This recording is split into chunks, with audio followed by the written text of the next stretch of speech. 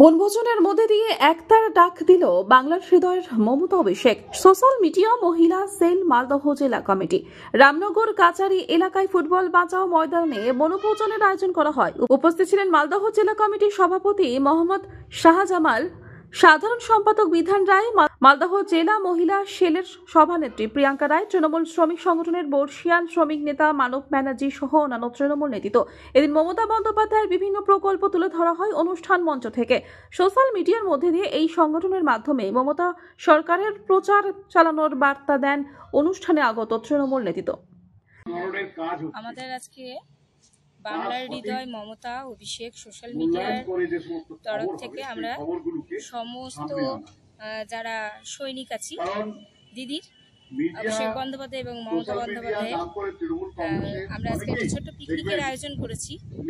আমাদের মূল উদ্দেশ্য হচ্ছে সোশ্যাল মিডিয়া মাধ্যম দিয়ে দিদিকে প্রত্যেকের প্রাণে মনে হৃদয়ে আরো 2026টা হচ্ছে আমাদের টার্গেট, যে দিদি প্রত্যেকের মনে আরো জায়গা করে নেবে। এবং আমাদের সেটা হচ্ছে যে সকলে মিলে একত্রিত হয়ে সোশ্যাল মিডিয়ার তরফ থেকে আমরা সবাই মিলে একটা ছোট্ট পিকনিকের আয়োজন করেছি। এর মাধ্যম দিয়ে আমরা আগামী দিনগুলোতে সামনের দিকে এগিয়ে যেতে চাই সোশ্যাল মিডিয়ার তরফ থেকে। মালদহ থেকে দেবসিনা রিপোর্ট, আনন্দ বার্তা।